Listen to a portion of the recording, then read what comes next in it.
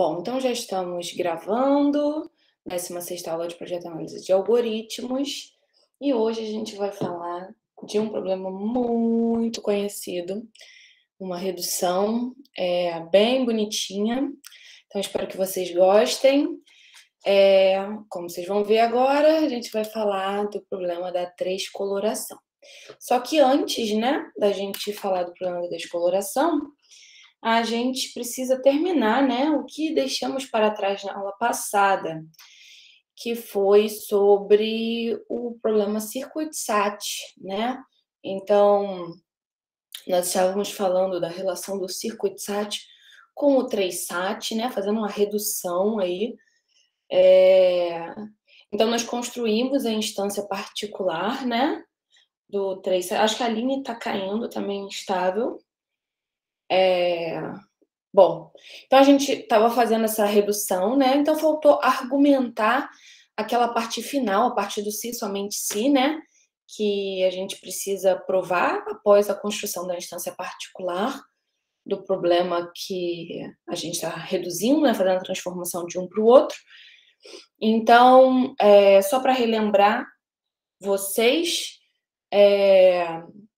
a gente tem um circuito, né? Esse circuito é um grafo direcionado que não possui ciclos, né?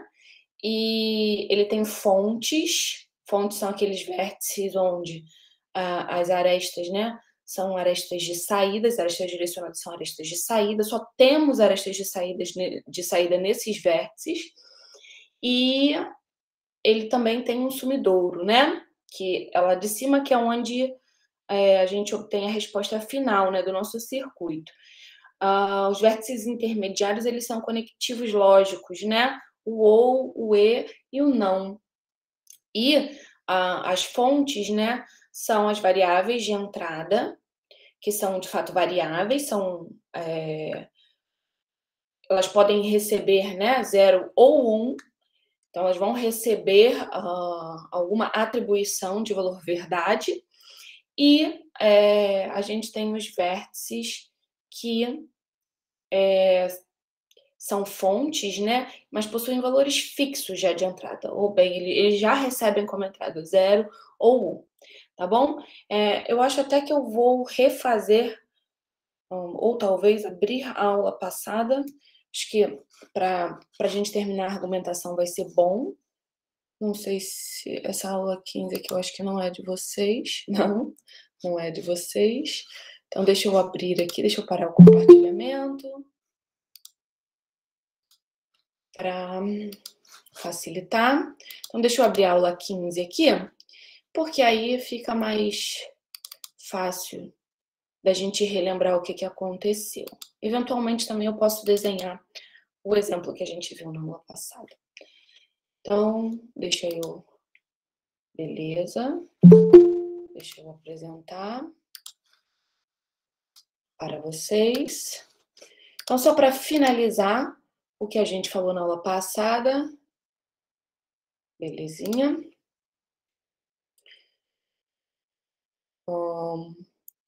Tá, show. Então, a gente está fazendo essa redução, né, Circuit-SAT para o 3-SAT, e a gente construiu, né, dada qualquer instância, qualquer entrada para o Circuit-SAT, que nada mais é do que esse grafo direcionado que eu acabei de falar para vocês, né, a gente quer construir uma entrada particular para o 3-SAT. Então, o que a gente vai fazer? As variáveis, né, do nosso 3-SAT vão ser todos os vértices do circuito. Então, a gente vai ter vértice. Os vértices do circuito são as fontes, o sumidouro e os vértices intermediários que representam os conectivos.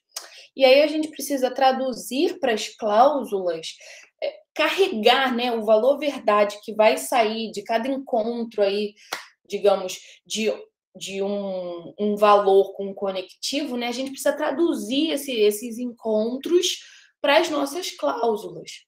Então, a gente montou o seguinte esquema, né? Se a gente tem um não, a gente troca o valor verdade. E sempre que a gente tiver um não, né? A gente vai ter essa conjunção, né? Dessas duas cláusulas aí que a gente observou que quando eu uso essas duas cláusulas aqui, eu garanto, né, que o XV ele tem que ter o valor oposto do XU, que é justamente o que o não, né, o conectivo não, ele faz, ele troca o valor verdade associado. Então, se a gente observar aqui, né, se o XU, por exemplo, for falso, o único jeito de salvar essa primeira cláusula aqui é fazendo o XV verdadeiro. Beleza? Da mesma forma que se o XU for verdadeiro, o único jeito de salvar essa cláusula aqui é o XV barra sendo verdadeiro, ou seja, o XV sendo falso. Então, com essas duas cláusulas aqui, a gente força que isso aqui aconteça, né? Que um tem o valor oposto ao outro. Observa que somente uma dessas cláusulas sozinha não ia adiantar. Beleza? Porque, por exemplo, aqui só funcionaria, só forçaria, né? Quando o XU é falso. Quando o XU for verdadeiro, esse cara aqui poderia ser verdadeiro sem nenhum problema. Então, por isso que a gente precisa dessa segunda aqui. Então, a gente fez isso também quando a gente tem um ou, e aí a gente observou, né, na aula passada, que colocando essas três cláusulas aqui, a gente faz com que o XV tenha exatamente o mesmo valor do ou, e para o E a mesma coisa, colocando essas três cláusulas aqui, ó, que são muito semelhantes às anteriores aqui. Observa que a gente só troca quem está barrado, né? A gente faz com que o XV tenha exatamente o mesmo valor do E. Beleza?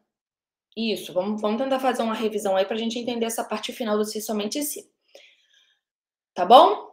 Então, e além disso, né, a gente coloca, ó, se a gente tem, né, uma variável fixa, né, com valor 0 ou 1, se ela for 1, se ela tiver recebido variável fixa é estranho, né? Se a gente tiver um vértice fonte lá com valor fixo, se ele for 1, a gente vai acrescentar essa cláusula, XV, essa cláusula unitária, somente o XV. E se for 0, ou seja, se for falso, a gente vai colocar o XV barra. Tudo bem? E além disso, para cada saída que a gente tiver, a gente vai ter uma cláusula unitária da saída. Tranquilinho? Bom, então essa foi a nossa construção a partir de uma instância genérica do circuito SAT para o 3SAT. Só que, observe o seguinte, a gente criou cláusulas de tamanho 2, ó, essas cláusulas aqui têm tamanho 2, tem cláusula de tamanho 3 também, e também tem cláusula de tamanho 1. Então, na verdade, a gente não terminou a construção aí, né? Porque o 3SAT, as cláusulas têm tamanho exatamente 3. Então, a gente ainda precisa transformar essas cláusulas de tamanho 2 e as cláusulas de tamanho 1 em cláusulas de tamanho 3. Para isso, a gente vai meio que colocar variáveis que são artificiais. Elas só vão servir para completar o tamanho dessas cláusulas aí que tem tamanho menor do que 3. E essas variáveis aqui, que no caso eu coloquei essa proposta de 4 variáveis auxiliares aqui,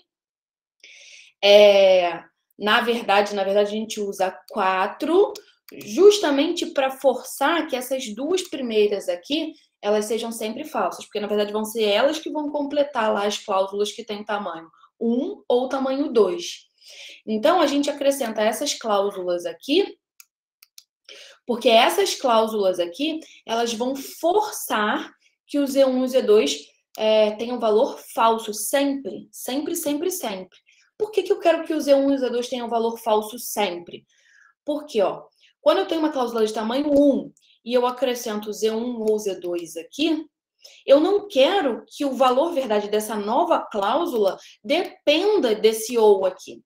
Eu quero que ele dependa única e exclusivamente do que eu tinha anteriormente. Então, se esse cara aqui é verdadeiro, esse cara aqui tem que ser verdadeiro.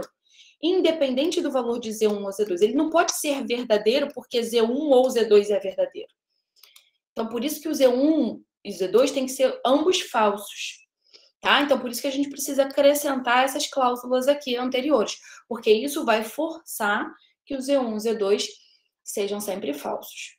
Da mesma forma, a gente vai completar as que têm 2 literais. gente vai acrescentar aqui, poderia acrescentar tanto o Z1 quanto o Z2. Beleza? Então, de novo aqui, eu quero que essa nova cláusula aqui tenha o mesmo valor verdade dessa, independentemente do valor verdade de Z1. Ela não pode ser verdadeira porque o Z1 é verdadeiro. Isso alteraria o meu problema. Essas variáveis são artificiais, elas só estão ali para completar o tamanho das cláusulas. Beleza? Então, eu deixei como tarefa de casa para vocês verificarem aqui que, de fato, né, utilizando essas cláusulas aqui, a gente vai ter essas 4 cláusulas para Z1 e essas 4 cláusulas para Z2, né? Utilizando essa conjunção, né, dessas cláusulas aí, a gente realmente forçava que tanto o Z1 quanto o Z2 fossem falsos, tá bom? Se vocês não fizeram, tentem fazer, ok? Belezinha? Então, essa foi a construção da nossa instância particular para o 3SAT. O que a gente precisa provar agora? Sempre, né? Depois que a gente constrói, a gente tem que provar que o sim do problema a partir do qual a gente está reduzindo, né? É o sim do problema 3SAT, aqui no caso, e o sim do 3SAT é o problema do circuit SAT. É o sim do problema circuit SAT. O que significa isso? Bom, se eu satisfaço o circuito do circuit SAT, eu vou satisfazer as cláusulas do 3SAT. E se eu satisfaço as cláusulas do 3SAT, eu satisfaço o circuit SAT. Basicamente, é isso que a gente tem que mostrar nessa segunda parte. Beleza? Então, a primeira parte de uma redução polinomial, né, é a gente... Na verdade, aqui no caso, a gente ainda está fazendo simplesmente uma transformação, porque a gente ainda não está falando que ninguém é NP completo aí e tal, né? Então, a gente está fazendo simplesmente uma transformação desse problema para esse problema. E então, a gente sempre tem que fazer uma construção de uma instância particular a partir de instâncias quaisquer do primeiro problema. E depois a gente tem que fazer essa prova desse se somente se, essa argumentação desse se somente se. Belezinha? Que é isso aqui, ó. Bom, então, se existe essa tal atribuição para essas variáveis do circuito SAT, de modo que a saída seja 1, eu tenho que provar que existe uma atribuição para o 3SAT. Belezinha? Isso é uma bimplicação. Então, são 2 partes de prova. Beleza? Então, basicamente sim do circuit SAT implica em sim do 3SAT. E sim do 3SAT implica em sim do circuit SAT. Aí, o que eu quero que vocês observem, na verdade, eu acho que a volta aqui é mais fácil da gente observar. Seguinte, se o 3SAT é satisfatível, o que isso significa? Significa que a gente consegue salvar todas as cláusulas do nosso 3SAT, certo? Se a gente satisfaz a fórmula inteira, é porque a gente salvou cada uma das cláusulas. Se a gente salvou cada uma das cláusulas, é porque em cada cláusula eu tenho um literal verdadeiro, pelo menos um literal verdadeiro. Belezinha? Ok? Aí, a gente volta aqui na nossa construção da instância particular do 3SAT. Olhem quem são as cláusulas. A gente tem cláusulas para o não, a gente tem cláusulas para o ou e a gente tem cláusulas para o e. Tudo bem? Mas a gente também tem cláusula para saída. A saída é o que dá o valor do circuito, certo? Beleza? A saída é o que dá o valor do circuito. E essa saída fornece para a gente uma cláusula unitária. Olha como é que é a cláusula. Para a saída V, a gente cria a cláusula unitária XV. Bom, a gente sabe que a gente transforma toda a cláusula unitária numa cláusula com 3 literais. Só que, como eu já falei para vocês, né, essa transformação, ela não pode fazer com que o valor da nova cláusula com 3 literais dependa das variáveis artificiais adicionadas. Essas variáveis que vão compor a nova cláusula, elas são sempre falsas, né? Por construção. A gente já viu isso. A nossa construção força que as variáveis que completam, aí os literais, né, associados às variáveis que completam essa cláusula, eles sejam sempre falsos. Então, isso significa que se essa cláusula no 3sat é satisfeita, é única e exclusivamente porque o valor de xv é verdadeiro.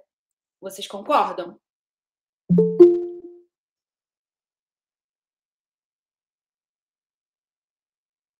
Beleza? Ó, de novo.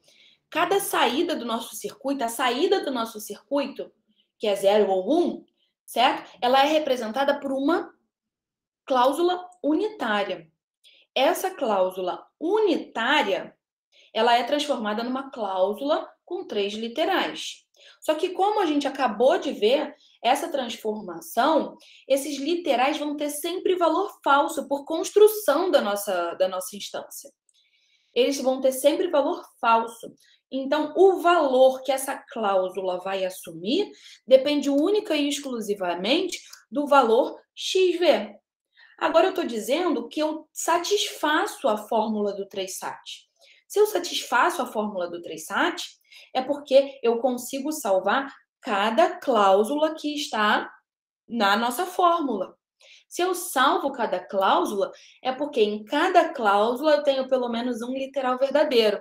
Mas olha, a cláusula da saída do nosso circuito é uma cláusula desse tipo, ou seja, significa que se ela é verdadeira, é única e exclusivamente porque o xv é verdadeiro, porque a saída do nosso circuito é 1.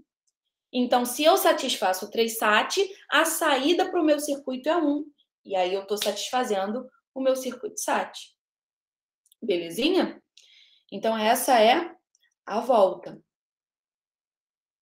Agora, tudo bem? Então, se eu satisfaço a fórmula do 3sat, eu vou satisfazer todas as cláusulas. Em particular, eu vou satisfazer a cláusula que está relacionada com a saída do circuito. Então, significa que a saída do circuito é verdadeira. Ou seja, exatamente o que eu queria provar. A saída é 1. Agora, eu tenho que provar a ida. Se eu tenho uma atribuição que dá uma saída 1, então eu consigo satisfazer o 3sat. Belezinha? Ok? Então, vamos observar aqui o seguinte.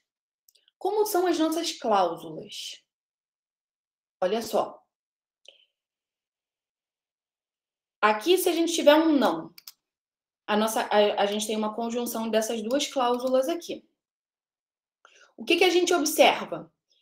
Que se o xv for verdadeiro, o xu tem que receber o valor oposto. Na verdade, vamos pensar o contrário, né? Que o xv é que dá o resultado do não. Então, se o xu for verdadeiro, o xv tem que ser falso. Se o xu for falso, o xv tem que ser verdadeiro. Então, ó, vamos olhar aqui. Se o xu for verdadeiro, aqui, xu verdadeiro, beleza, essa cláusula aqui está salva. Eu não poderia, em tese, afirmar nada sobre o xv. Mas olhando aqui para essa cláusula aqui, ó, xu verdadeiro, xu barra é falso. Então, só tem um jeito de salvar essa cláusula aqui, fazendo esse pedacinho aqui verdadeiro. Certo? Então, observa. Se o xu for verdadeiro, tem um literal verdadeiro aqui nessa cláusula. E vai ter um literal verdadeiro aqui nessa cláusula. Belezinha? Tranquilo? Agora aqui. Aqui é o valor do ou, né? Então, se o ou, para o ou ser verdadeiro, a gente basta que pelo menos um dos dois caras que estão envolvidos ali seja verdadeiro, certo? Então, o U pode ser verdadeiro ou o W pode ser verdadeiro. Então, se o U for verdadeiro ou o W verdadeiro, a gente salva essa cláusula aqui. Mas se Então, o ou aqui fica verdadeiro. Beleza? Então, aqui a gente sabe que a gente vai ter pelo menos alguém aqui que é verdadeiro. Agora, se o U for verdadeiro, esse cara aqui é falso. Então, o único jeito de salvar é que esse cara aqui seja verdadeiro. Beleza? O que eu quero mostrar para vocês é que pela nossa construção, a gente sempre vai ter um literal verdadeiro em cada cláusula. Se vocês forem analisando isso aqui, sempre vai ter um literal verdadeiro em cada cláusula. Mas aí, então, Fernanda, então vai ser sempre verdadeira a parada? Não. Por quê? Porque a gente tem essa cláusula aqui unitária, que é justamente o que é o retorno do nosso circuito. Isso daqui vai assumir exatamente o valor que está saindo lá da saída do nosso circuito. Então, essa cláusula aqui, ela só vai ser verdadeira se o nosso circuito for satisfeito. Se o nosso circuito não for satisfeito, essa cláusula aqui vai ser falsa. Ok? Então, o que a gente estava tentando provar? A gente estava tentando provar a ida. Se eu consigo satisfazer o circuito, eu consigo satisfazer o 3SAT. Então, o que eu mostrei para vocês? Por construção, a gente sempre tem um literal verdadeiro aqui em cada uma dessas cláusulas. É só vocês fazerem essa análise que a gente estava fazendo, tá? Aqui também, ó, observa. O cara que é verdadeiro permanece verdadeiro e o cara que era falso, ó, a cláusula dele é um barrado, ou seja, se ele era falso, o valor verdade dessa cláusula aqui vai ser o quê? Verdadeiro. Então, em todos esses casos aqui, as nossas cláusulas têm sempre, cada uma das nossas cláusulas tem sempre um literal verdadeiro. O que faz o valor verdade, satisfazer ou não satisfazer a fórmula? É essa cláusula aqui. E essa cláusula aqui é justamente a cláusula que representa a saída do nosso circuito. Ou seja, essa cláusula só vai ser verdadeira se o nosso circuito tiver uma saída verdadeira. Ela vai ser, se o circuito tiver uma saída falsa, ela vai ser falsa. Ok? Mas, por hipótese aqui da minha demonstração, da ida, eu estou satisfazendo o circuito. Então, se eu satisfaço o meu circuito, essa cláusula ali, ela tem valor verdadeiro. Ok? Então, como a gente viu, a gente vai ter sempre uma atribuição para o 3SAT. Basta a gente utilizar o mesmo valor verdade, né, que a gente atribuiu às variáveis do circuito. E aí, em cada cláusula, a gente vai ter um cara verdadeiro. Belezinha? Então, é essa a ideia dessa redução aí, desse se somente se. Tá? O pulo do gato aqui é justamente essa cláusula que representa a saída do circuito. Beleza?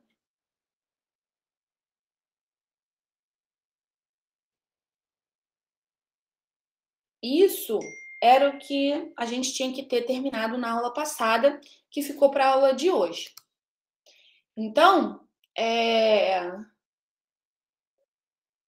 mas só que o que está acontecendo? Como eu falei para vocês, né? A gente, nas últimas aulas, veio fazendo uma sequência de transformações. Então, a gente fez do... Talvez tenha aqui a cadeia. Não. Não tem aqui a cadeia, mas eu tenho aqui a cadeia. Então, a gente fez essa sequência aqui de transformações que a gente fez. A gente fez mais algumas, inclusive. Mas a gente viu 3SAT reduzindo para independent set para vertex cover, vertex cover para set cover, tá? Só que, como eu falei na aula passada, até o momento e também já falei na aula de hoje, né?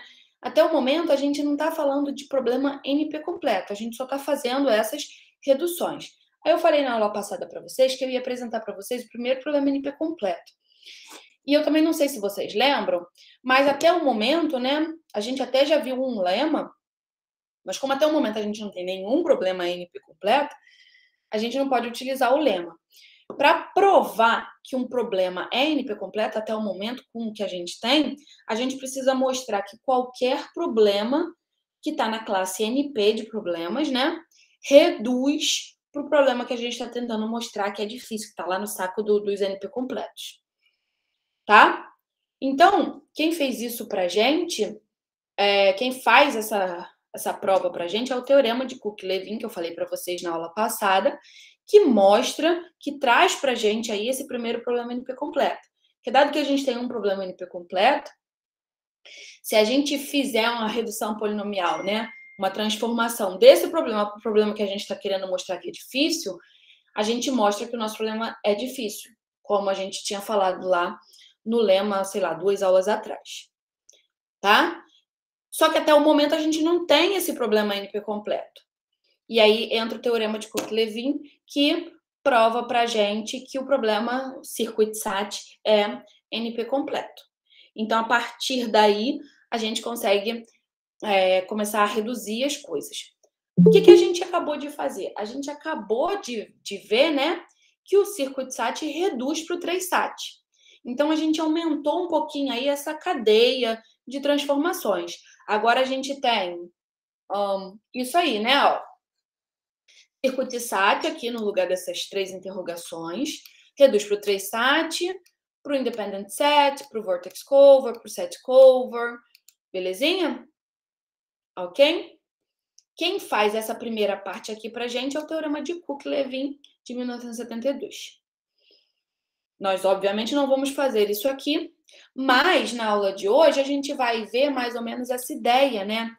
O que foi mostrado? Foi mostrado que qualquer problema que está na classe NP, ou seja, qualquer problema que a gente consegue certificar, né, um algoritmo de validação em tempo polinomial para o certificado do sim, qualquer problema que tenha esse certificado do sim aí em tempo polinomial reduz para o circuit-sat. Então, o que isso significaria, né? Bom, isso significaria que, inclusive, qualquer problema que está em P reduz, todo, né? Para todo problema que está em NP. Isso é muita coisa, como a gente já falou algumas aulas atrás. Então, isso aí é o que eu estou falando agora, exatamente. Então, a gente vai ver agora como é que seria, né, a redução de um problema que está em P, que no caso é esse 2IS aí, que é uma variante do problema do independent set. Como é que seria a redução desse problema para o circuit-sat? Uma possível redução, né, desse problema para o circuit-sat. Bom, o que é o 2IS, né? O 2IS tem esse 2 fixo aqui. Então, basicamente, a gente estaria procurando, né, conjuntos independentes de cardinalidade 2. Beleza? Então, a gente quer só responder essa pergunta. Vocês conseguem perceber que esse problema é um problema que está em P? Eu estou procurando conjuntos independentes de tamanho 2. Eu tenho lá um grafo. O que eu poderia fazer assim, da forma mais básica possível, para achar um conjunto independente de tamanho 2? O que eu teria que olhar?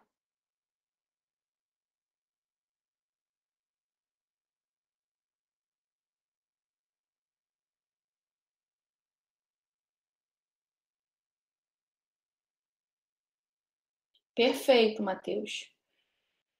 Na verdade, eu quero uma não aresta, né? Eu quero a ausência de aresta. Então, bastaria eu olhar cada 2 vértices se tem aresta entre eles. Se eu achar uma não aresta no grafo, né, ou seja, 2 vértices que não são adjacentes, eu já tenho sim para essa pergunta. Beleza? Então, todo mundo consegue observar que esse problema é um problema que a gente consegue resolver em tempo polinomial, assim, pensando ingenuamente? Tranquilo? Ok? Show. Então, a gente... na verdade, a gente acabou de falar uma solução, né, para esse problema. Então, se a gente sabe resolver em tempo polinomial, certamente a gente sabe verificar se um conjunto é uma solução, certo? O que seria um certificado para o problema 2IS? Seria um conjunto de vértices, né? Eu teria que ver se a cardinalidade desse conjunto de vértices é 2 ou mais, né? Pelo menos 2. E se é de fato um conjunto independente. Obviamente, eu consigo fazer isso em tempo polinomial. Então, esse problema está em P, né? Se está em P, automaticamente já está em NP. Todo problema de P está em NP. Ok? Belezinha? Então, se esse problema está em NP e o circuit SAT é NP completo, esse problema ele tem que reduzir para o circuit SAT. Então, eu vou montar aqui para vocês uma instância particular, no caso, o quadro aí quer dizer mesa digitalizadora, uma instância particular para vocês do circuit SAT a partir de uma instância qualquer, né, do independent set, do 2 independent set. Mistura português com inglês, enfim. Então, aqui eu vou fazer através de um exemplinho mesmo, tá? Só para a gente ter ideia da construção. Deixa eu achar aqui o meu exemplo. Não sei porque eu fechei esse caderno.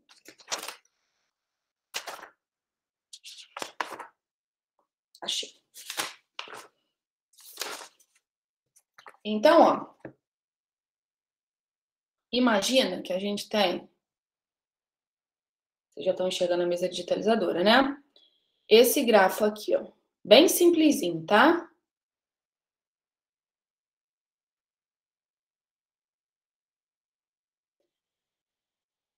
Com esses 3 vértices. Observa que a gente tem uma não aresta aqui. Esses 2 vértices, U e W, eles não são adjacentes. Então, a resposta, né, é sim, para o 2 independent set. Aí, eu vou montar um circuito aqui. Como é que vai ser esse circuito? Cada aresta, cada possível aresta, eu tenho meu conjunto de vértices do grafo, certo? Cada combinação 2 a 2 desses vértices vai me gerar um vértice aqui do meu circuito que tem valor fixo. Lembram as fontes que têm valor fixo? Então, aqui, ó, no caso, como eu tenho 3 vértices, eu posso ter eu tenho, né, aqui no caso, essa aresta UV, eu tenho essa aresta WV e eu poderia ter essa aresta UW. Tudo bem?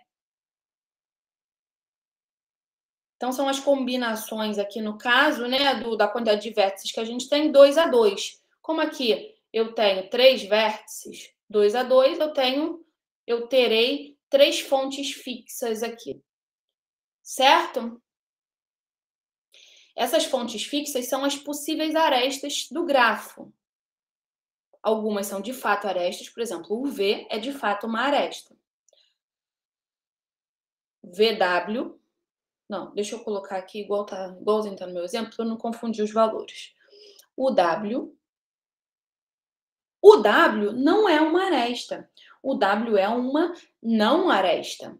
Eu quero conseguir captar o fato de que é uma não aresta. Eu quero conseguir catar as não arestas aí do meu grafo. Belezinha? E VW. VW é uma aresta. Bom, essas aqui são as fontes fixas, tem valor fixo. Então, como é que eu vou atribuir aqui o valor verdade? Se é uma aresta, eu vou colocar 1. Se não é uma aresta, eu vou colocar valor 0. É esse 0 aí que eu quero captar, meus amores. É esse 0 aí que vai me dizer, opa, esses caras aí não se veem. Então, eles são candidatos lá ao meu conjunto independente de cardinalidade 2. Só que observa o seguinte, eu preciso ter a brincadeira, né? Eu não posso ter variável. Eu não posso ter só fonte fixa. Eu tenho que ter a fonte que tem valor variável, porque senão a brincadeira do circuito não funciona, certo? Quem vão ser as minhas variáveis aqui? Vão ser exatamente os vértices que eu tenho. Então, aqui desse lado, eu tenho os N vértices do meu grafo. U, V e W. De novo, eu estou avaliando a existência ou não existência de arestas. Então, eu vou pegar aqui todas as possibilidades num E. Então, eu vou ver. U se relaciona com V? U e V existe? V e W existe? Meu desenho aqui tá bem mais bonitinho do que esse, né? Para variar, os meus desenhos na mesa digitalizadora são péssimos. Vamos lá. Na mesa digitalizadora, no quadro. Na verdade, meus desenhos nunca são muito bons, mas a gente tenta. Deixa eu tentar melhorar aqui para colocar os 3 vérticezinhos aqui que eu quero alinhados. Acho que assim tá melhor. Então, U e V existe? U e W existe? Basicamente é essa a ideia aqui. E V e W existe? Esses caras aqui são os vértices. Os vértices é que são o conjunto que a gente está procurando, não é? O conjunto que a gente está procurando não é um conjunto de vértices que não possuem arestas entre si? A ideia é que o valor verdade desses caras aqui, ou seja, se eles são verdadeiros ou falsos, é que vai dizer quem é que está no conjunto independente e quem é que não está no conjunto independente. Tá? Para saber se os caras estão no independente, eu preciso saber se tem aresta entre eles. Por isso que eu estou analisando esses ex aqui. Belezinha? Agora, eu vou relacionar esse canto esquerdo com esse canto direito. Esse canto esquerdo aqui já me diz pela atribuição fixa, né? Se é uma não aresta ou se não é uma não aresta. Então, eu vou ter os ex aqui relacionando esses caras. Então, o resultado daqui do U e V, eu vou relacionar o V apontando para esse E, e eu vou relacionar aqui com esse cara. Ok? Aqui eu tenho para esse E aqui é U e W. Então, o W apontando para esse E aqui, e o resultado disso aqui apontando para cá. E aqui ficou ruim. Espero que vocês entendam o meu desenho maravilhoso. VW, eu vou pegar o resultado aqui de VW e vou apontar para esse carinha aqui. Beleza? São E's, né, gente? E, quando é que o E... Lembra que eu tô buscando zero, né? Eu quero captar esses caras aqui, essas não arestas, né? O E, sempre que aqui tiver um zero, esse E aqui sempre vai dar o quê?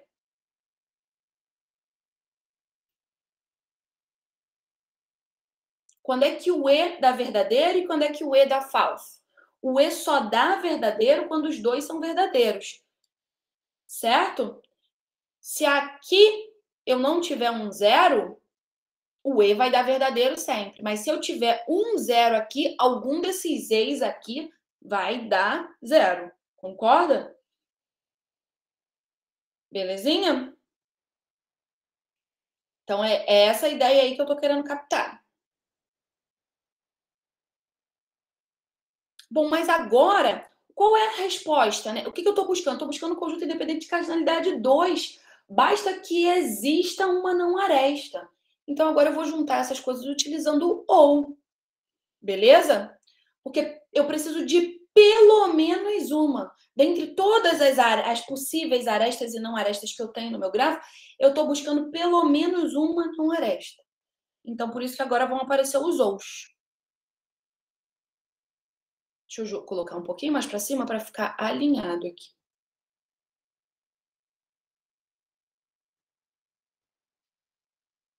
Aqui vai aparecer um ou. Juntando esses dois caras.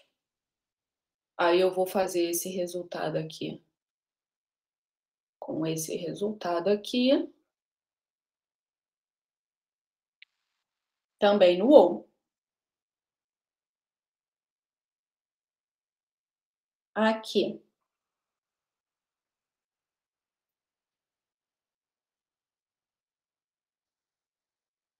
Observa que cada E desse aqui, ele junta dois vértices, certo? Belezinha? A ideia é que os vértices que estão no conjunto independente, eles vão receber valor verdade 1. Sim, eles estão lá no conjunto independente, beleza? Os vértices que não estão no conjunto independente, eles vão receber valor 0.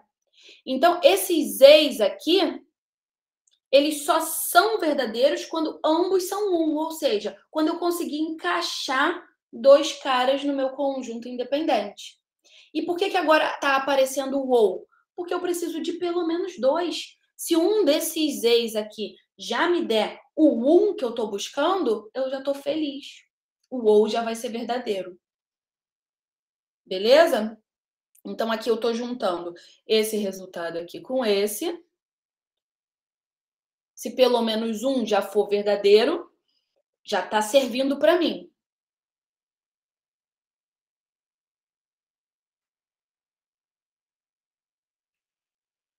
E juntando esses dois aqui. Então, se daí eu conseguir catar pelo menos dois vértices, daqui eu estou querendo catar pelo menos dois vértices, e aqui eu estou querendo catar uma não aresta. Tá? Só que observe o seguinte, não aresta é 0, né? E como é que tem que ser a saída do meu circuito SAT? Ela tem que ser 1. Tá bom? E eu quero que essas coisas combinem. Eu quero ter dois caras no meu conjunto independente, se somente se entre eles eu tiver uma não aresta, beleza? Então eu tenho que juntar esses dois resultados. Eu tenho que ter dois caras aqui com atribuição, pelo menos dois caras aqui com atribuição 1, mas aqui desse lado tem que ter uma não aresta entre eles, porque se tiver uma aresta entre eles, eles não servem para o meu conjunto independente. Então, aqui eu quero salvar uma não aresta, ou seja, eu quero salvar alguma coisa que tem valor 0. E aqui eu quero salvar uma coisa que tem valor 1. 1E, se eu tenho um 0 na parada, ele vai me dar o quê? Ele vai me dar valor 0, ou seja, eu não vou estar com a saída que tem que ser no meu circuito SAT. Então, como aqui eu estou capturando o 0, o que eu vou acrescentar aqui que vai mudar o 0 para o 1? O não. Esse não aqui, se daqui sair um 0, que é o que eu estou buscando, eu mudo ele com o não para que o meu E seja 1. Beleza? Por quê? Porque a saída do meu circuito SAT tem que ser um 1. Esse é o problema. Sacaram a ideia da construção? Beleza? Aqui são os vértices que eu quero capturar. Aqui são os vértices que eu quero saber se estão ou se não estão no meu conjunto independente. Se estão no meu conjunto independente, eles devem receber valor 1 na minha redução. Se eles não estão, valor 0. E eu vou mostrar que essa atribuição vai conseguir satisfazer esse circuito. E eu vou mostrar que se eu só consigo satisfazer esse circuito se eu conseguir também satisfazer o meu conjunto independente, ter pelo menos dois caras lá. Então, é essa a ideia aqui.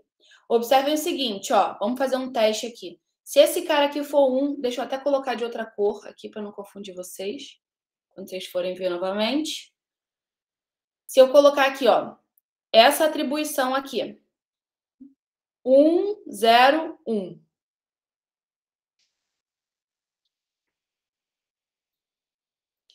A gente quer saber, Tiago, isso, a gente quer saber se a gente consegue uma atribuição para as variáveis, no caso aqui para nossa brincadeira, o VW, né, são as variáveis, de modo que saia 1 lá em cima, ou seja, seja sempre verdadeiro. Beleza? A gente quer saber se é possível isso. Essa é a ideia do circuito SAT. Beleza? Então vamos ver, ó, se essa atribuição aqui funciona. Tem que funcionar, vocês concordam? Por quê? Qual é o meu único conjunto independente aqui nesse grafo de tamanho 2? É selecionando para o conjunto independente o U e o W. Certo?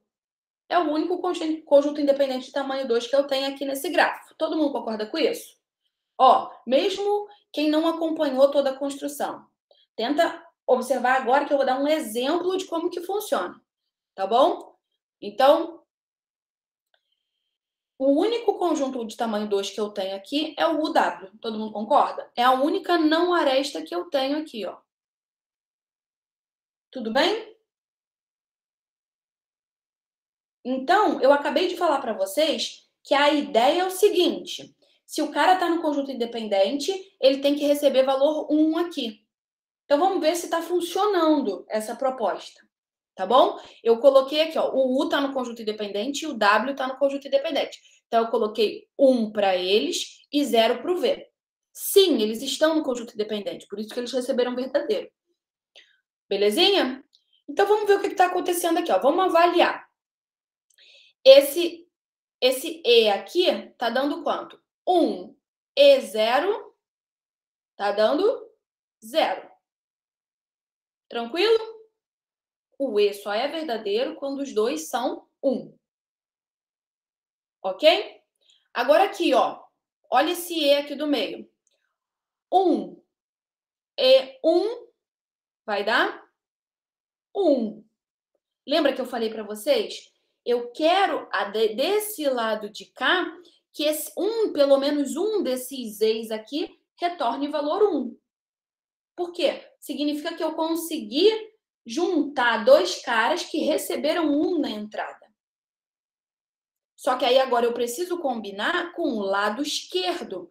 Eu preciso que o lado esquerdo, de fato, me diga: cara, não tem aresta entre esses dois vértices aqui que receberam 1. Então, eles podem estar no meu conjunto independente. É basicamente isso que esse E vai fazer aqui, combinar esses dois lados. Esse lado procura uma não aresta, ou uma aresta, saber se tem uma aresta entre esses dois caras. E esse lado aqui procura dois vértices que tenham ambos valores 1. Ok? Então, ó, esses dois aqui são candidatos. O que eu vou precisar verificar? Se de fato desse lado de cá eu tenho um 0 para o vértice associado. Então, ó, 1. E esse último E aqui vai retornar o quê? Valor o quê? 1. Desculpa, errei. 0 e 1, 0. Tranquilo? Agora eu vou pegar esse resultado aqui e analisar com o lado esquerdo. Esse cara tem valor fixo 1. Por quê? Porque era uma aresta aqui, ó. Ok? Então, 1 e 0, zerusca. Belezinha? 0 e 1, 0 também. Tranquilo? Observa qual é o ponto aqui. Veja bem, se eu tivesse pegado aqui os meus possíveis candidatos, né, a estarem no meu conjunto independente, o resultado, então, aqui seria 1. Se eles são candidatos a estarem no conjunto independente, o resultado aqui vai ser 1. Se eu fizesse o E aqui com o lado direito, com o lado esquerdo, perdão, e desse 1, não ia poder funcionar, concordam? Porque só vai dar 1 esse E aqui quando essa combinação de vértices for uma aresta no grafo. Ok? Belezinha? Então, por enquanto, tá maravilhoso pra gente. Por quê? Os dois únicos caras aqui que retornam 1 no meu E do lado direito, retornaram 0 aqui no E com o lado esquerdo. Isso significa que entre eles eu tenho uma não aresta. Ok? E aqui eu tenho esse último E que é 0, 0 e 1, 0 também. Tudo bem? Agora, a gente tem o quê? A gente tem um ou. Tranquilo? Desse lado de cá. 0 ou 0 dá 0. Tudo bem? 0 ou 0 dá 0 também. Então, dessas combinações aí, eu tenho alguém que pode ser viável. Sacou? Os dois ous aqui deram 0. O ou final aqui deu 0, digamos, né? Que é a combinação desse resultado com esse resultado. Tranquilinho? E aqui, daqui desse lado, eu quero que saia um 1. Por quê? Porque eu quero que eu tenha pelo menos 2 candidatos a estarem lá no meu conjunto independente. Então, vamos ver. 0 ou 1. O ou, né, é verdadeiro quando pelo menos um deles é verdadeiro. 1 ou 0, 1. Opa! Então, sim, eu tenho pelo menos 2 caras aqui que receberam 1 na atribuição. Ou seja, são candidatos ao independente. E aqui eu tenho pelo menos uma não aresta entre eles. Então, aqui, ó, eu troco o 0 para 1. Por quê? Porque eu estou fazendo um E para combinar esses dois lados. Eu quero um aqui e um aqui, né? Para esse ou da verdadeiro. E saiu 1. Beleza? Então, eu consegui mostrar para o meu circuito aqui que quando eu tenho esses dois caras aqui valendo 1, o negócio funciona. Belezinha? Eu consegui traduzir, né, essa ausência de aresta aqui entre esses dois caras para o meu circuito. Isso tem que funcionar, gente, para qualquer grafo, tá? Eu coloquei aqui um grafo bem simples. Isso tem que funcionar para qualquer grafo. Tudo bem? Belezinha?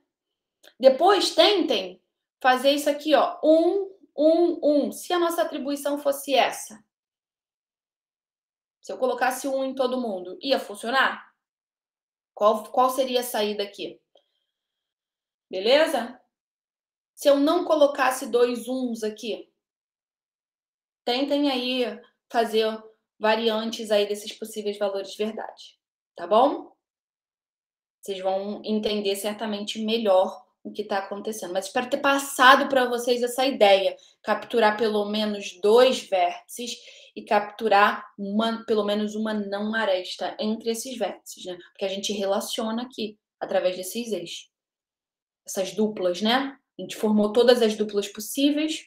Aqui, esse E captura uma dupla possível e verifica se estão recebendo 1 aqui, os dois, e se lá, na entrada fixa, eles receberam 1 ou 0. Belezinha? Espero que tenha ficado ok. Então, basicamente, é essa a ideia, né? Se vocês observarem para mostrar que a redução de fato é válida, ou seja, eu tenho sim para 2 independent set, eu tenho sim para o circuito SAT, eu tenho sim para o circuito SAT, eu tenho sim para o 2 independent set. Para mostrar isso, a gente consegue perceber que, bom, se eu tenho um conjunto independente de tamanho pelo menos 2, né, 2 ou mais, eu atribuo 1 a essas variáveis, e como a gente viu lá no testezinho, isso vai funcionar sempre, tá? É esse o argumento. E, para a volta, se o meu circuito teve saída 1, só tem um jeito desse meu circuito ter saída 1, só tem que ter pelo menos um caso lá base. É o quê? É eu ter uma entrada fixa com pelo menos um 0, não tem outro jeito. Tá? Coloquem um triângulo, por exemplo. Tentem fazer lá com um triângulo para ver se o circuito vai ter saída 1. Não vai.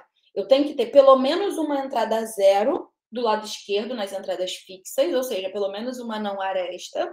E do lado direito eu preciso ter pelo menos 2 caras de valor 1, tá bom? Então tentem variar aí o grafo de vocês para verem se de fato está funcionando, tá bom? Esse argumento. Então, a observação aqui é justamente essa.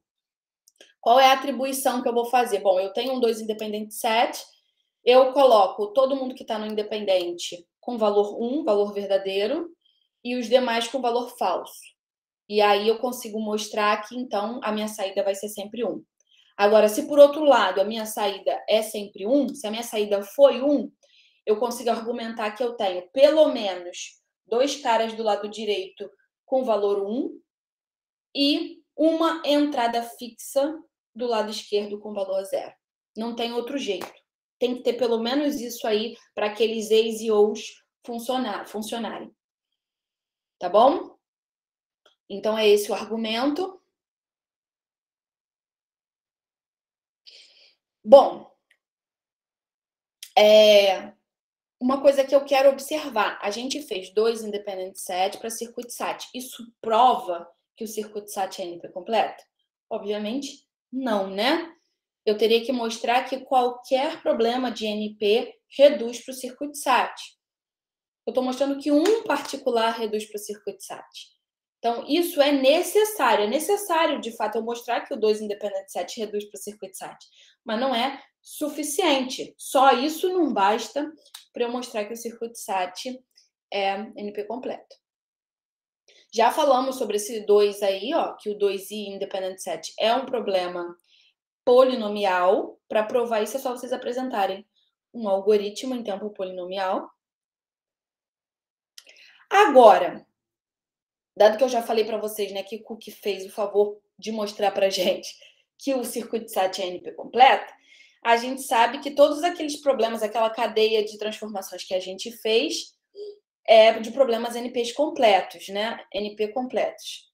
Então, a gente sabe que o 3-sat é NP completo, a gente sabe que o independent set é NP completo, a gente sabe que o set cover é NP completo, a gente sabe que o vertex cover é NP completo. Então, a gente sabe que o independent set é NP completo. Mas a gente acabou de falar que o 2 independent set é polinomial. Olha que engraçado, né? Quando eu fixo o tamanho do conjunto independente que eu estou procurando, ou seja, esse tamanho não é um dado de entrada, eu tenho um problema polinomial. Quando eu não fixo, quando eu tenho aquele casinho lá na entrada e eu estou procurando um conjunto independente de tamanho maior ou igual a K, o problema é NP completo. Olha a diferença que faz ter um valor fixo no problema e não ter um valor fixo, ou seja, o valor do conjunto independente que eu estou procurando ser fornecido na entrada. Beleza? Então, qualquer, se eu, por exemplo, se aqui não fosse 2 independent set, fosse 3 independent set, eu estou procurando conjuntos independentes de tamanho 3. Então, eu teria que olhar a cada 3 vértices se eles não são adjacentes entre si. Beleza? Então, eu pego de 3 em 3 vértices e olho. Se eu achar um que satisfaz, eu respondo sim, eu tenho conjunto independente de tamanho pelo menos 3. Se não, eu vou olhar todos os trios de vértices e vou avaliar. Isso tem complexidade N3. Beleza? Combinação de N3A3, né? Então, dá N3. Então, para qualquer valor que esteja fixo aqui, que não seja um valor fornecido na entrada do problema, eu tenho um problema polinomial. Agora, quando o valor é dado na entrada do problema, esse problema é NP completo. Belezinha? Então, isso é uma observação muito interessante. Isso acontece sempre em qualquer problema? Não, não, não, não, não. Isso não acontece sempre em qualquer problema. Não é sempre que eu já deixo fixo o valor do cara lá que eu estou procurando que o problema vai ser polinomial, tá? Então, aqui, ó, como exercício para o aconchego do lar, para aquecer o coração de vocês, provar que o 3 independent set reduz para o circuit sat. Gente, é para tentar utilizar basicamente a mesma ideia que a gente viu agora para o 2. Tá bom? E tentar provar que o independent set também reduz para o circuit sat. Então, aqui, ó, de novo, um problema polinomial para o circuit sat e aqui um problema NP completo, reduzindo para o circuit sat. Tá bom? Tranquilão? Belezinha? Então, para o aconchego do lar de vocês. Bom, hoje era para a gente falar da transcoloração, que é o título dessa aula, né? Mas eu não sei se a gente vai chegar a terminar, pelo menos. Mas vamos lá, vamos que vamos. Queria falar para vocês, antes de falar da transcoloração, sobre restrição e extensão de problema, tá? Que vai fornecer para a gente uma outra forma de mostrar que um problema é NP completo. Eu vou pegar uma água, vou dar um minutinho de descanso aí para vocês, e aí eu volto a falar, tá bom? Então, só um minutinho.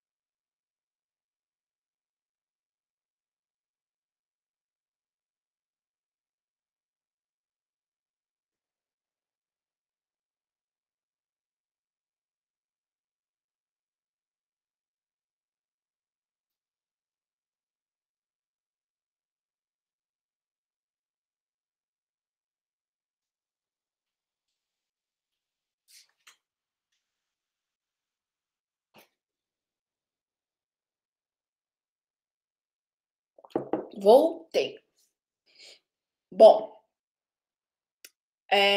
então aqui, ó, lembram dessa anotação? É a anotação de problema que a gente está usando, né?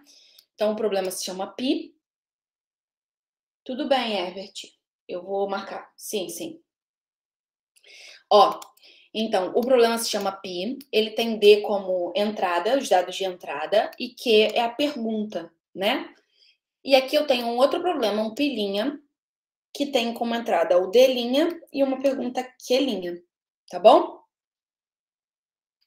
Então, ó, se a gente tem que essa entrada aqui é um subconjunto dessa entrada aqui, e as perguntas são iguais, então eu posso dizer que esse primeiro problema aqui é uma restrição desse outro problema aqui. Beleza? Esse problema aqui tem a mesma pergunta desse. Pi tem a mesma pergunta de pilinha.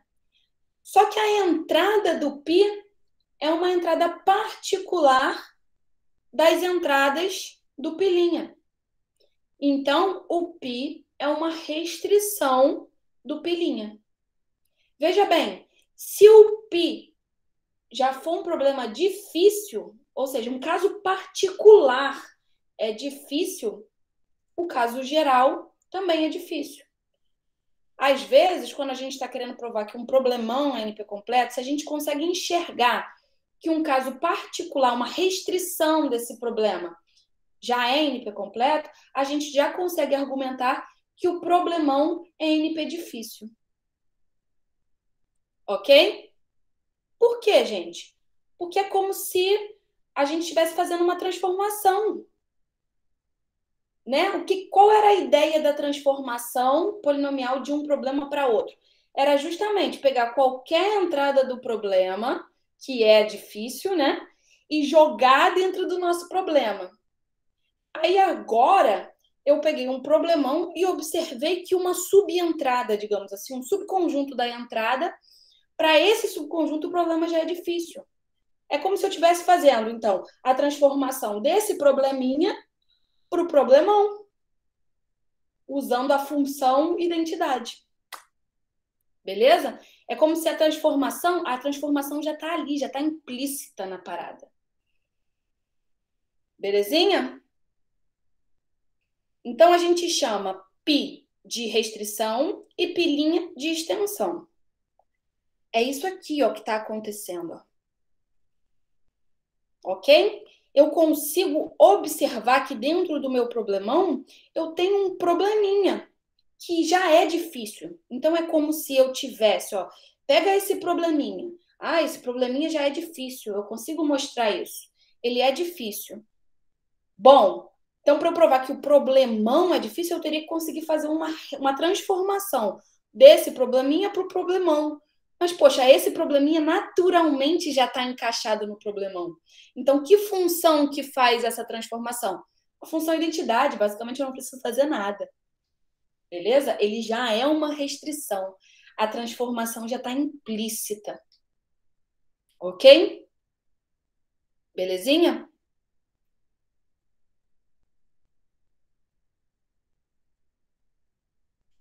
Então, a gente consegue mostrar que o problemão é NP difícil, tá? Observem o seguinte, não é porque eu tenho um certificado para esse pedacinho que eu tenho um certificado para o sim para todos, mas a transformação está garantida. Se a transformação está garantida, lembra, se só satisfazia a segunda parte, eu podia dizer que o problema era NP difícil. Para dizer que esse problemão é NP completo, eu tenho que apresentar o certificado para o sim em tempo polinomial para ele. Ok?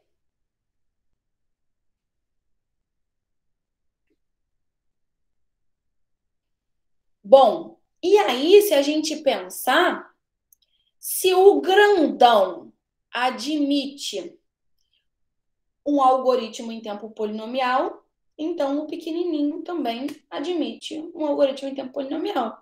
Todo mundo concorda? Eu sei resolver para qualquer entrada em tempo polinomial. Então, para entradas particulares, obviamente, eu continuo conseguindo resolver. Beleza? Então, o grandão eu tenho um algoritmo em tempo polinomial. Obviamente, para uma restrição dele, eu posso usar o mesmo algoritmo. Pode ser até que exista um algoritmo mais eficiente para o caso particular. Mas todo mundo concorda que eu continuo conseguindo resolver em tempo polinomial com o meu algoritmo para o grandão? Beleza? Ok. Então, isso é uma prova alternativa para o caso da NP-completude e também para o caso do polinomial. Às vezes a gente conhece problemas, por exemplo, o 2-SAT. Vocês viram que o 2-SAT é polinomial, há, sei lá, 4 aulas atrás, 3 aulas atrás, não sei. Vocês viram que o 2-SAT é polinomial, que é a variante do problema da satisfatibilidade quando as cláusulas têm tamanho 2. Então, se você conseguir encaixar o seu problema dentro de um 2-SAT, você pode utilizar o algoritmo do 2-SAT para resolver esse problema. Então, uma forma também de você mostrar que o problema é polinomial pode ser através de uma redução polinomial. Você encaixa o seu probleminha como um caso particular de um problemão resolvível em tempo polinomial. Ok? Belezinha? Ok. Bom, então agora a gente passa para o problema da transcoloração. Vou dar uma pausinha aqui para beber uma água.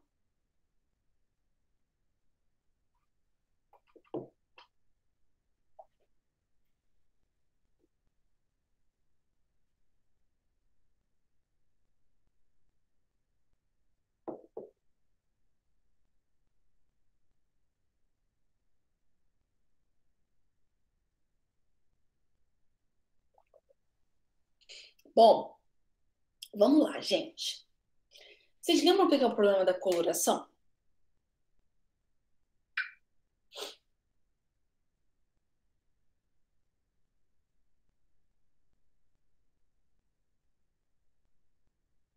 Não? Mas lembram da ideia, basicamente? A gente tem um grafo, né? A gente tem um grafo e a gente pode querer colorir tanto as arestas quanto os vértices, né? Nesse caso aqui a gente está falando de coloração de vértices, tá bom?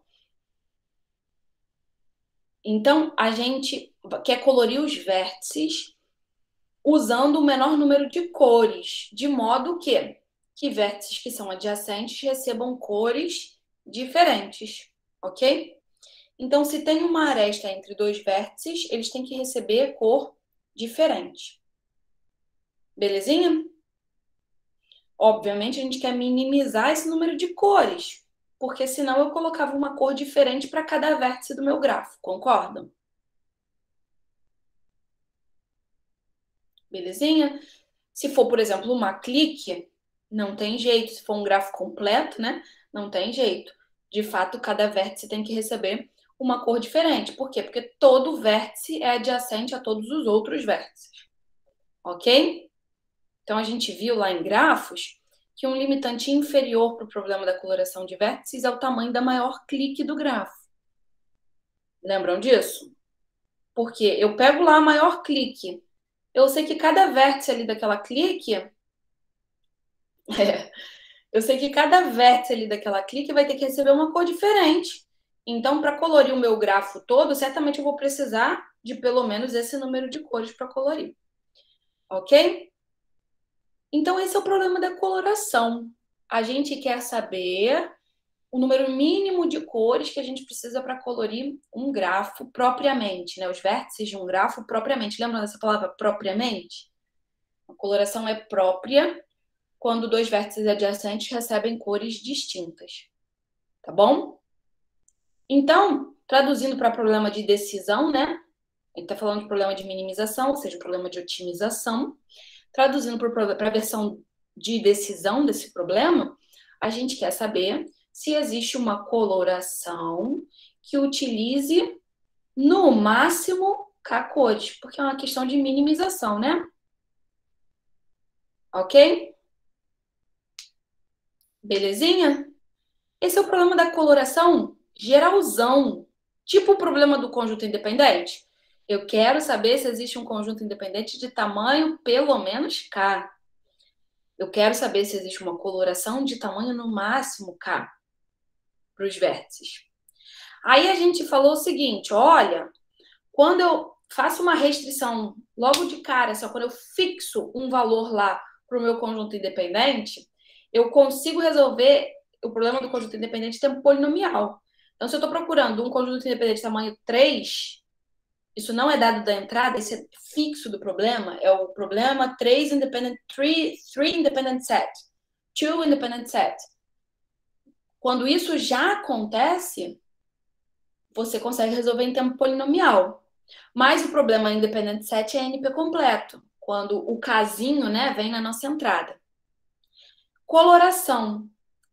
Coloração é um problema que a gente já não sabe, a gente já sabe que é NP completo, mesmo quando a gente está falando de 3 coloração. Ou seja, mesmo quando eu estou fixando que eu quero saber se existe uma coloração com 3 cores. Olha que legal. Não é lindo isso, gente? Observem o seguinte, 2 coloração, não sei se vocês lembram, né? Vocês lembram? 2 coloração é equivalente... Bom, é complicado. É difícil, né? Tá lá no saco dos difíceis. Lembram de 2 coloração? Quando é que um grafo é 2 colorível? Vocês lembram disso? A gente falou várias e várias e várias vezes lá em grafos. Quais são os grafos que são 2 coloríveis? Alguém lembra?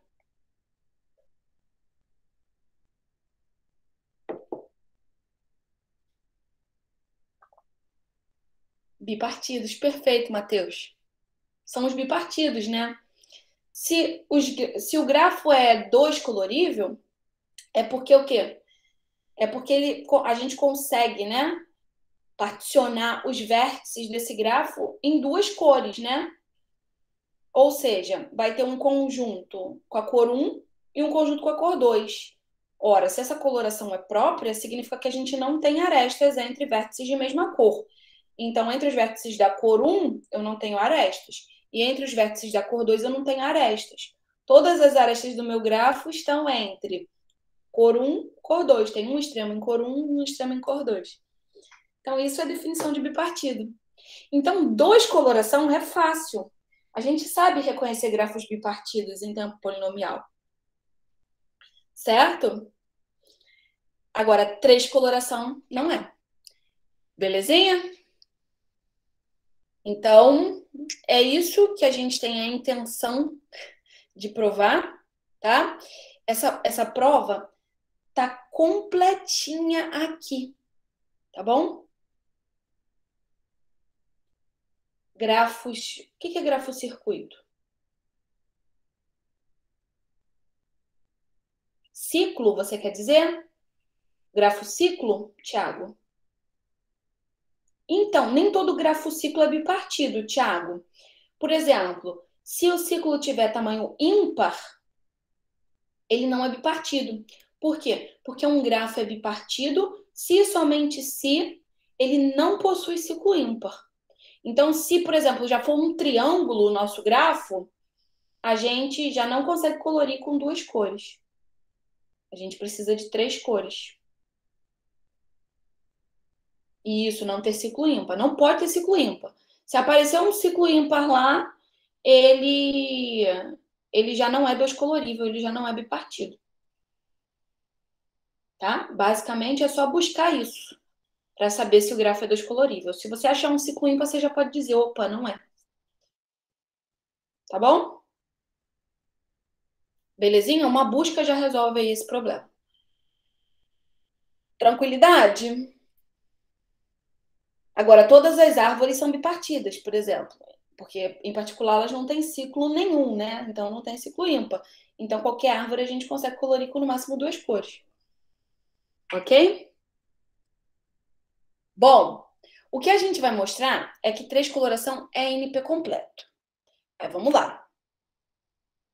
Para eu mostrar que um problema é NP completo, eu tenho que sacar um problema NP completo lá do meu saco de problemas NPs completos e enfiar esse problema NP completo como um caso particular aí da 3 coloração. Ok? Eu tenho que mostrar que já é difícil para resolver o casinho particular, que dirá o caso todo. Tudo bem? Então, a gente vai usar um problema muito famoso que a gente já trabalhou aqui, que é um problema muito, muito, muito, muito usado em reduções, que é o 3-SAT, tá? Então, eu vou pegar o 3-SAT, que a gente já sabe que é NP completo. A gente acabou de ver, né? Circuito SAT para 3-SAT. A gente vai pegar o 3-SAT, que é um problema NP completo, e vai enfiar no 3 coloração, ok? Então, eu vou pegar uma instância genérica do 3-SAT e vou construir uma instância particular da 3 coloração. Como? Gente, não espero que vocês, eu perguntando como agora, que vocês saibam me responder isso, tá bom? Obviamente, isso aqui não é uma coisa simples, tá? Essas reduções não são simples, são tarefas muito complicadas, tá bom? Então, não se sintam mal por não enxergarem essas coisas. Basicamente, a maior parte da população não enxerga, tá bom? Se vocês acompanham, já é suficiente para mim. Então, por isso que eu preciso que vocês não desistam de mim, tá bom? Então, não desistam. Então, se você não acompanhou nada até agora, se você está aí perdidão, tenta acompanhar. Todo o esquema dessa demonstração tá nos slides, tá bom? Eu fiz bonitinho lá para vocês, simulando a coloração. Então, tá bem bonitinho. Então, façam esse esforço aí, tá? Então, vamos lá. Então, eu vou pegar uma instância genérica do 3-SAT. O que é uma instância, o que é uma instância do 3-SAT? É um conjunto de variáveis e é um conjunto de cláusulas que vão formar fórmulas, certo? Ok? Então, a gente sempre tem variáveis e cláusulas, tá? Cláusulas de tamanho 3, né? Com 3 literais lá dentro. Tudo bem? Então, isso é uma instância para o 3-SAT. Eu vou ter que transformar isso numa instância de 3 coloração. O que é uma instância de 3 coloração? Um grafo. Tudo bem? Então, a partir do 3-SAT, eu vou ter que criar um grafo. E eu vou ter que mostrar para finalizar que se eu consigo satisfazer o 3-SAT, se eu tenho uma atribuição para as variáveis de modo que a fórmula no final tem valor verdadeiro, então eu consigo colorir o gráfico com 3 cores. E a volta também. Se eu consigo colorir o gráfico com 3 cores, eu tenho uma atribuição para as variáveis que vai satisfazer a fórmula. É isso que eu preciso mostrar no final das contas. Mas eu preciso começar construindo o grafo, tá? Ok? Transcoloração, gente, 3 cores. Obviamente vai aparecer, obviamente, bem óbvio. Mas uma tentativa que já seria esperta logo de cara é tentar usar o quê? Triângulo. Triângulo precisa de 3 cores. Concordam? Belezinha? Eu preciso de uma cor para cada vértice. Então, a gente vai aparecer uma coisa aí nessa redução que é chamada de grafo base. O grafo base aí vai ser uma estrutura que vai agarrar o resto do grafo, sabe? Vai ser o quê? O quê, o quê, o quê? O quê, o quê, o quê? Um triângulo. Justamente para eu ter, já começar ali, ó. Eu, de fato, preciso de 3 cores para colorir esse grafo. Por quê? Porque eu tenho um triângulo lá. Não tem jeito. Com menos de 3 cores eu não consigo. Ok? Então, ó. Bom, o certificado de que 3 coloração está em NP. O que é um certificado para o problema da 3 coloração?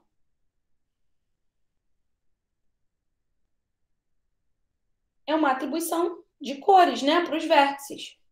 A gente tem lá uma sequência esse cara, de 3 cores, né? Então, esse cara vai receber cor 1, esse cara vai receber cor 2, esse cara vai receber cor 3. E o que o algoritmo de verificação ele faz? Ele verifica se, de fato, você está usando 3 cores e se não tem arestas entre caras de mesma cor. Tudo bem? Então, claramente, esse problema está em NP. Então, vamos para a construção. Então, eu estou pegando uma entrada genérica do 3SAT, que é um conjunto de variáveis x e um conjunto de cláusulas, tá? Cada cláusula tem tamanho 3. E eu vou construir um grafo. Então, a gente vai ter um triângulo base, esse grafo base que eu falei para vocês. Eu chamei esses vértices de V, F e B. São as cores, tá? Que a gente vai usar, tá? V de verde, F de fúcsia e B de branco. Na verdade, não fui eu não, tá, gente? Isso daí tá na literatura. Esse fúcsia aí, esse fúcsia aí tá mais relacionado com verdadeiro e falso que vai aparecer depois na hora da atribuição. Tá? Então, o verde do verdadeiro e o F do falso. Aí eu acho que... Só um minutinho, gente. Alô? Alô?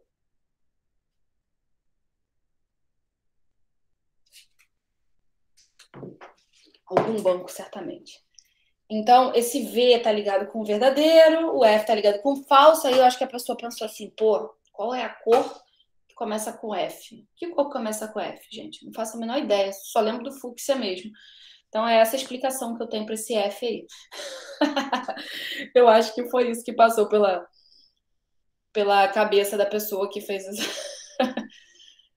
que atribuiu esses nomes aí para esses vértices, tá bom?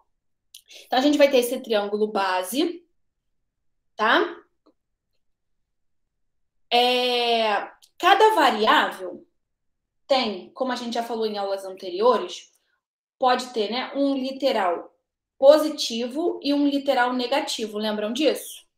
Então, xi tem um literal, pode ter, né, pode aparecer nas cláusulas como wi ou wi barra. Para simplificar aqui, vamos fazer um abuso de notação e falar que xi pode aparecer como xi e x barra, igual a gente está fazendo sempre. Belezinha? Ok? Então, cada variável, né, que está aqui no nosso conjunto X, ela vai ter 2 vértices associados, que são esses 2 caras aqui, ó. Um vértice é referente ao literal positivo e o outro vértice é referente ao literal negativo. Tá bom? Cada cláusula vai ser um caminho de tamanho 6, com 6 vértices, tá bom? De tamanho 5, no caso. Ok? Um caminho com 6 vértices. Vocês já vão entender o porquê disso, tá? A pessoa não... Certamente eu não posso dizer porque existem os gênios, mas muito provavelmente a pessoa foi trabalhando ali, vendo o que ela precisava amarrar ali para conseguir garantir o sim do 3SAT com o sim da coloração, tá bom? Isso não cai do céu. As arestas, como é que são as arestas? Cada parzinho, né, do literal positivo com o literal negativo vai formar um triângulo com o vértice B. Ou seja, o vértice B, se eu tenho x1, o vértice B vai ver x1, x1 barra. Se eu tenho x2, o vértice B vai ver x2, x2 barra. Isso sempre vai formar um triângulo, tá bom? O B vai ver todos esses literais positivos e negativos de cada variável. E a cláusula vai ser esse seguinte subgrafo aqui, ó.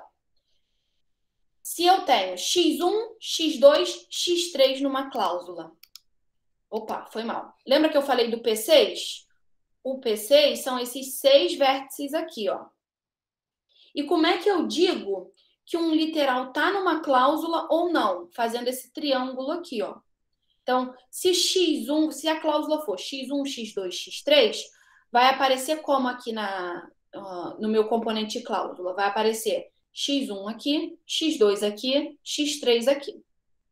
Aí observe o seguinte, esse P6 aqui tá ligado, ó, as duas pontas do P6 tá ligado ao vértice V, lá do meu triângulo. Lembra que meu triângulo tinha um vértice V, um vértice F e um vértice B? Ok? E é isso que vai acontecer na nossa construção. Claro que não vai ficar vago assim para vocês. A gente vai fazer um exemplo. Tá bom? Bom, essa construção é polinomial. O que significa argumentar isso? Basicamente que a gente não está gerando aí um número de vértices e arestas exponencial dado a nossa entrada para o 3SAT. Então, o que está acontecendo? Bom, cada cláusula eu gero 6 vértices aqui, 7, 8, 9 vértices, certo? Para cada cláusula. Belezinha? Então, 9 vezes a quantidade de cláusulas que tinha lá. Sei lá. E a gente tem o triângulo mais esses 3 vértices. E para cada variável a gente tem os 2 literais. Beleza? Então, isso tudo é constante vezes o que a gente tinha lá no 3SAT. Então, isso é polinomial. Tudo bem? Bom, vamos ver um exemplo, obviamente, tá? Não se assustem, vai ficar um pouco grande. Tá bom? Por quê? Porque a gente tem aqueles P6 lá, tá? Vai ficar um pouquinho grande. Mas a gente vai conseguir enxergar. Então, vamos lá. Vamos enxergar o exemplo e eu acho que vai ser o que vai dar para a gente fazer na aula de hoje. Então, a gente tem aí 3 cláusulas. Me acompanhem aqui, tá bom? Vamos montar a nossa instância particular. O que vai aparecer, gente? Vai aparecer o triângulo base. O triângulo base são aqueles 3 vértices que formam um triângulo. V, F e B. Tá bom? Então, vamos lá. Vamos identificar aqui, ó. V, F e B. Todo mundo concorda que eles estão formando um triângulo? Coloquei essas arestas curvas só para não ficar cruzando muito ali as arestas e a gente conseguir visualizar melhor. Beleza? Vamos aqui no passo a passo, hein? Da construção. Tá bom? Belezinha, belezinha? Me acompanhe, por favor. V. Opa! Opa, meu Deus. V, F e B formam o nosso triângulo base. Calma, não se assusta. Você vai entender. Aí agora, tudo bem? O triângulo base está aqui. Tá todo mundo enxergando? V, F, B? Tudo bem? Aí, ó, olha o que está aparecendo aqui no nosso exemplo. A gente tem 3 cláusulas. Então, vão aparecer 3 P6 aqui, ó. Um P6 é a primeira cláusula. O outro P6 é a segunda cláusula. E o outro P6 é a terceira cláusula. Acho que eu falei Não falei nada errado, mas acho que aquele cálculo, né, de que o número de vértices e o número de arestas que a gente está gerando é polinomial, dada a instância do 3-sat, eu falei que cada cláusula gera 9 vértices, né? Mas a gente pode contar isso melhor, fica mais fácil de contar assim, ó. Cada cláusula gera o P6 e cada variável gera esses 2 vértices aqui. Fica mais fácil de contar, porque senão a gente ia repetir. Então, a gente tem para cada cláusula 6 vértices, então 6 vezes m. E para cada variável, se a gente tem n variáveis, a gente vai ter 2n vértices. Então, fica 6m mais 2n mais 3. Tá? Fica mais fácil de contar assim. Então, vamos lá. Triângulo base, VBF. Tá todo mundo vendo o triângulo base? Para cada cláusula, a gente tem um P6. Tá aqui, ó. Os 6 vértices estão aqui. O P6. Cláusula 1, cláusula 2, cláusula 3. Ok? Lembram que os P6, as pontas do P6 eram adjacentes ao V? Então, ó, tá aqui, ó.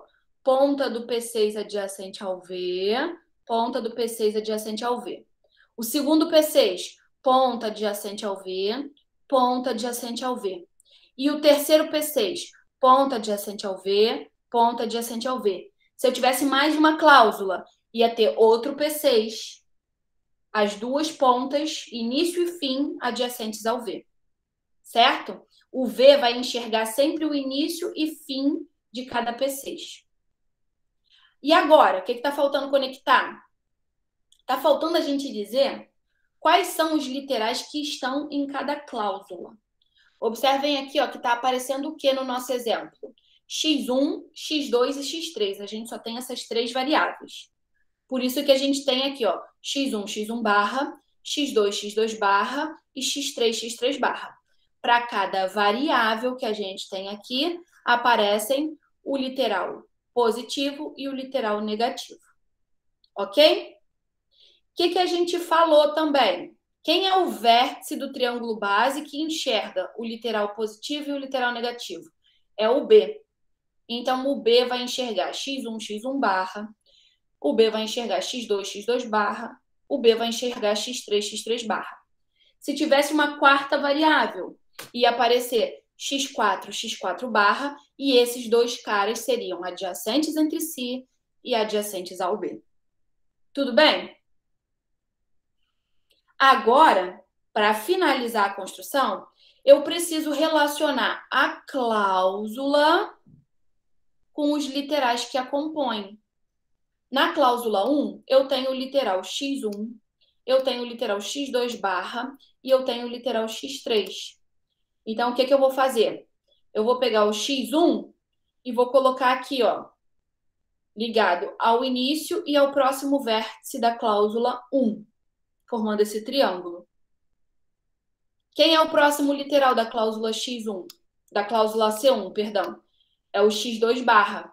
Aí eu vou aqui, ó, no x2 barra e ligo nesse outro parzinho de vértices aqui, formando também um triângulo. Observem que a construção é toda baseada em triângulos, gente. E quem é o terceiro literal da cláusula x1? É o x3. Então, eu peguei esse terceiro parzinho aqui de vértices e liguei lá no x3, formando também um triângulo. Mesma coisa aqui, ó, para a segunda cláusula. x1 barra está na segunda cláusula. Então, eu vou ligar aqui, ó, o x1 barra com esse primeiro par de vértices aqui da cláusula, formando um triângulo. Ok? x2 barra está aqui na minha cláusula, na minha segunda cláusula. Então, eu vou pegar o x2 barra e vou ligar com o segundo par de vértices. E o x3 está na minha segunda cláusula. Então, eu vou ligar aqui, ó, o terceiro par de vértices com o x3. Para finalizar, eu vou dizer quem está na cláusula 3. A cláusula 3, ela é composta pelo x1 barra, então eu peguei o x1 barra e liguei no primeiro par de vértices aqui. O x2 também está na cláusula 3. Então, eu peguei o x2 e liguei aqui no segundo par de vértices. e depois eu peguei o x3 barra e liguei aqui no último par de vértices. Essa é a construção. Você vai fazer isso para todas as vezes que aparecerem ali os literais nas cláusulas. Ok? Os triângulos estão aparecendo fortemente aí. É por quê? O lance das 3 cores. Isso é para forçar as 3 cores. Tá bom? Tem que aparecer uma decisão aí, né? A gente tem uma atribuição, né? Verdadeiro ou falso. Então, imagina que na volta, né? Imagina que esse grafo está 3 colorido. A partir dessa 3 coloração, eu tenho que saber atribuir verdadeiro ou falso para uma determinada variável. Então, o que vai dar essa decisão vai ser justamente esses caras aqui, ó. A gente vai ver isso na próxima aula, tá bom? Então, essa é o exemplo da construção. Espero que vocês tenham acompanhado a construção, tá? Isso vai ser muito importante. Então, uma coisa que é necessário para a próxima aula, que vocês já venham com essa construção bem entendida, tá bom?